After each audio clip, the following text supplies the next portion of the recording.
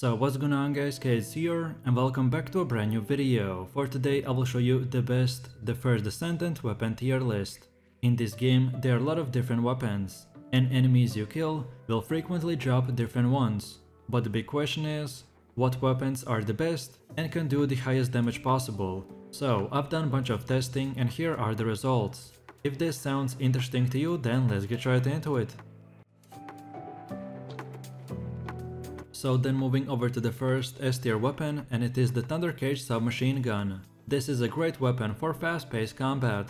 It releases electric shockwave when you defeat enemies, which deals additional damage in AoE range. You can get it early in the game, but its special effects only activate after you kill your first few targets. Overall, this weapon is suitable for every single character in the game, and if you're usually not sure which weapon will suit your build the best, then you can't go wrong with the Thunder Cage.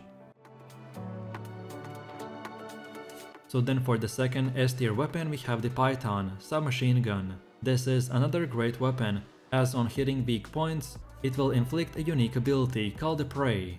And Prey is a 1-second effect that reduces a bunch of resistances on the enemies. And most importantly, this can stack up to 20 times. This weapon works great with the non-element and toxic descendants, like the Freyna, Glay and Enzo. This is not the easiest weapon to use, as it requires decent aim for optimal effectiveness. But if you can get used to it, then you will be unstoppable. Then for the third S tier weapon we have the Perforator hand cannon. This is ideal for tackling tough enemies with shields. If you have accurate shooting, you can quickly handle strong enemies with just few shots. By default when you use the Perforator, and if you land shots on weak points, then there is a chance to damage the enemy's shield, based on its maximum value. Higher firearm levels will increase its damage potential, and if you completely deplete an enemy's shield, it may also stun them. So overall, this weapon is great for every single class, and it's very effective against enemies with shields. So then for our next S tier weapon we have the Secret Garden tactical rifle. This semi-automatic rifle stands out in this tier by restoring your tech custom resource and increasing its damage. If you use the mentioned skill, it can sometimes recover a custom resource, or if you use the tech skill, it will grant you a unique ability called the Pest Control, and this will increase your ADK and skill power by 5% for the next 5 seconds, and it can stack up to 3 times. Overall, this weapon is good for characters that use the mentioned or tech skills, which primarily is Glay or Ajax. And lastly, you will get insanely high firing rate and ammo capacity. Then for the fifth S tier weapon we have the Enduring Legacy. This machine gun accelerates the triggering of the elemental effects, such as burn, chill and etc., while reducing enemy elemental resistances. It's perfect for descendants with elemental skills such as Lepic, Essimo or Blair. And when you hit an enemy with the Enduring Legacy, it increases the chance of triggering the elemental status effect and inflict the cleansing on the target, which reduces the fire resistance and applies burn. Hitting a burned enemy will boost your weapon's ATK and apply this buff to your next attack. So overall, this weapon has high firing speed, good reload efficiency, easily applies attribute-based status effects, and is perfect for the fire element characters.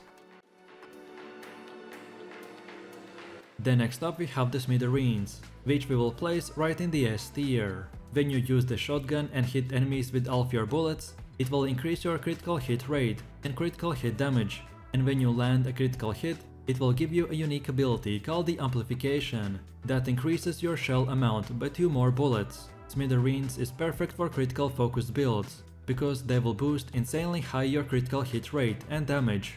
I recommend to use this for characters like the Sharon and Bunny, but it takes time to realign aim after each shot. So overall, this weapon guarantees to give you a critical hit when all of your bullets hit. You get increased shell capacity, so you don't have to reload that much. And lastly, the shotgun has higher DPS compared to something like the Executioner. And then for the last and final S tier weapon we have the Afterglow Sword sniper rifle. So on hitting a weak point, it will inflict a unique effect called the Dead Propagation, which improves your weak point damage by 5% per stack. You can also get extra critical hit rate when hitting commanders or other elite enemies.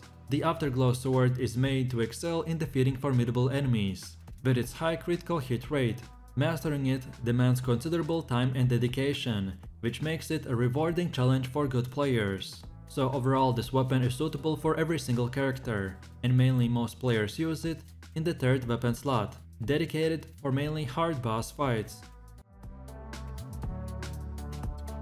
So then next up we have the A tier, and the first weapon that deserves to be in here is the Fallen Hope Assault Rifle. So when you hit enemies that are poisoned, it increases your ATK and applies even more poison damage buff. And when you defeat an enemy, then that same guy on his death will trigger an explosion, which will inflict even more AoE damage. The explosion's chance to trigger is 30%, and it will do more than 55% additional damage on top of everything else. The Fallen Hope excels when used against poison enemies, benefiting from its unique synergy with the Freyna abilities, as she is currently the only one Descendant that is capable of utilizing this effectively. So overall, if you're a Freyna player that wants to use the highest damage possible weapon for your specific class, then here you go.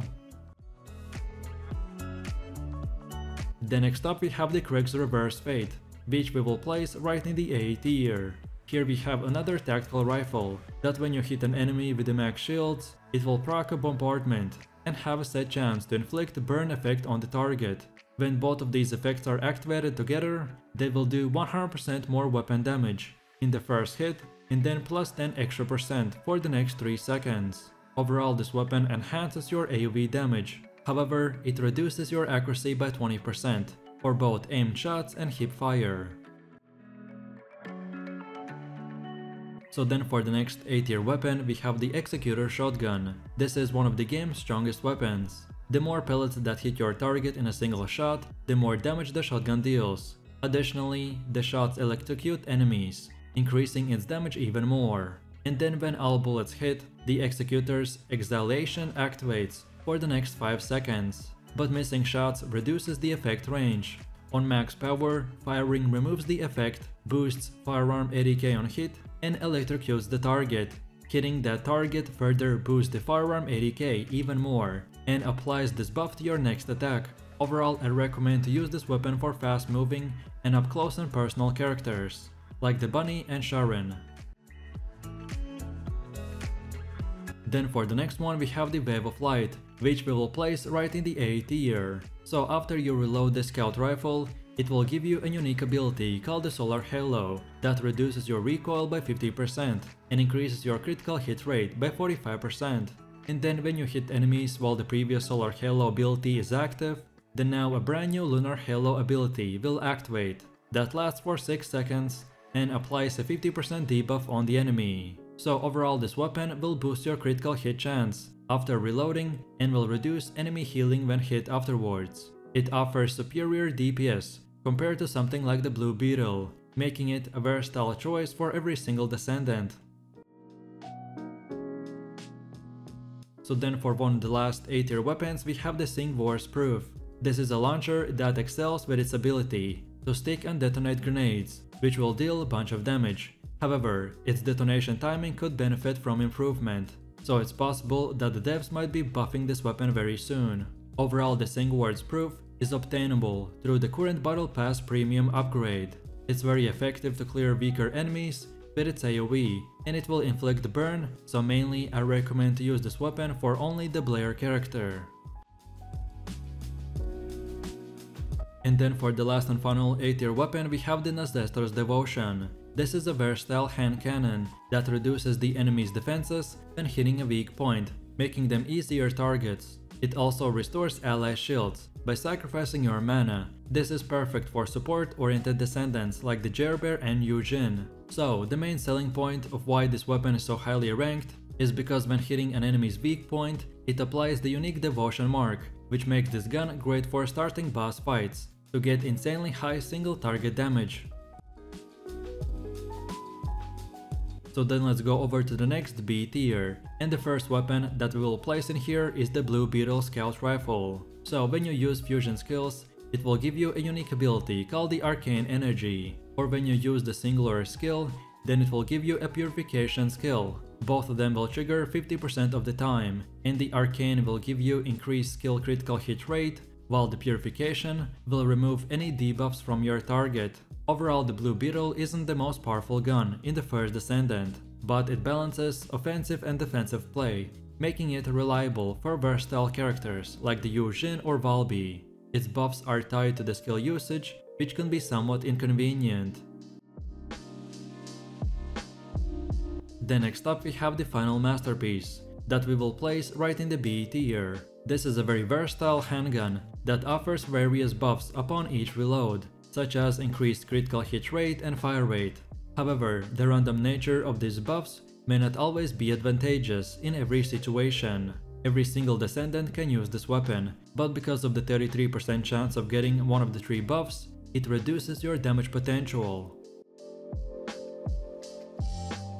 So then for the 16th weapon we have the Divine Punishment, that deserves to be placed right in the B tier. This assault rifle is ideal for support-oriented Descendants, like the Jailbear, Yu Jin and Viessa, and ranks among the top support guns in the game. It rewards you each time you buff allies, making it highly effective in combat, especially in group boss fights.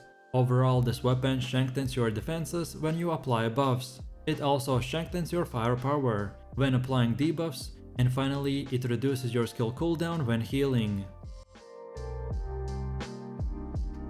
Then for the next B tier weapon we have the Piercing Light.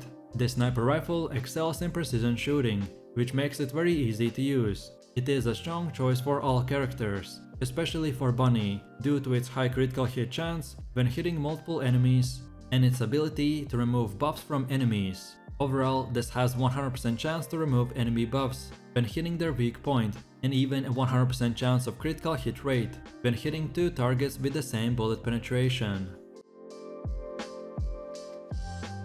Then for one of the last B tier weapons we have the Restored Relic. This is a launcher that uses a rare ammo type. It fires guided rounds that deal additional AoE damage and have a chance to replace regular projectiles during firing. Overall, this gun is suitable for all Descendants, and its pros are that you get a chance to fire an additional guided missile when shooting. The CA guided missile deals continuous damage upon hitting, and then the CDPS is lower compared to something like the Sigvores Proof. And then for the last and final B tier weapon we have the Clairvoyance. This beam rifle deals more damage the longer you hold the fire button. It also slows enemies by 70% and reduces their chill element resistance. Also, your unique aspect is that when hitting an enemy with a stage 2 beam, it triggers a Void Gaze, and a stage 3 inflicts Appelled Calling. Both of these effects remove enemy's chill resistance by 20% and decrease the action speed by 70%. Overall, the Clairvoyance reduces enemy resistance to skills on hit. It also applies a frostbite-like effect, and it is the best used with DVS's high damage skills. So then let's move over to the C tier, and the first weapon that we will place in here is the Last Dagger. This handgun damage increases with high stacks of its buffs after defeating enemies. This buff will last for 10 seconds and increase your critical hit rate per stack, hit rate at max stacks, and your weapon's ATK at max stacks. Reaching its full potential can be challenging and risky, as stacking patience by defeating enemies will take quite a bit of time. Overall, this weapon increases your damage upon defeating enemies. There's even a chance that when damaging enemies, while fully buffed, will stun them. But as I said, the big problem is that maintaining buffs can be quite challenging.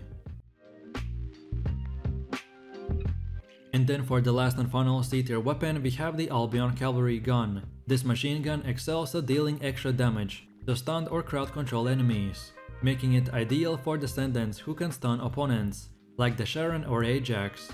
Your unique aspect is that when hitting a stunned enemy, it increases your ATK and applies the next attack effects, and your critical hits on stunned enemies have a chance to stun them one more time. Overall, this weapon increases your damage dealt to stunned enemies, but unfortunately, there is no unique ability when enemies cannot be stunned, so then this weapon becomes completely useless. And then for the last and final weapon we have the King's Guard Lance, which I will place right in the D tier.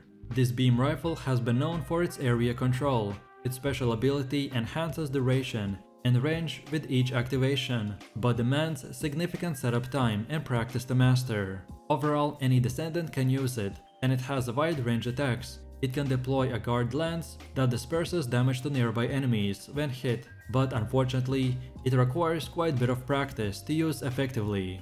So then, last but not the least, let me quickly summarize this tier list and what we can learn from it. The handguns are the weakest due to the lower damage, limited ammo and semi-automatic fire. Then the hand cannons generally offer higher damage output and are more effective, especially in boss fights. Then the beam rifles and tactical rifles are situational and may not always be ideal. Rocket launchers are powerful but limited by ammo availability and situational use, as they mainly are used only for clearing trash enemies. And finally, the assault rifle and machine guns are often considered the best choices, due to their large magazine sizes and very good damage values. And that's about it. So with that said, I really do appreciate everyone for watching guys, and I hope you enjoyed it. If you have any questions or suggestions, then feel free to leave your comments in the comment section down below. And while you're doing that, please click like, subscribe and enable that notification bell, so this way you could support the channel and not miss any more amazing content. With that said, you have an amazing day and I will see you in the next one, so take it easy, peace.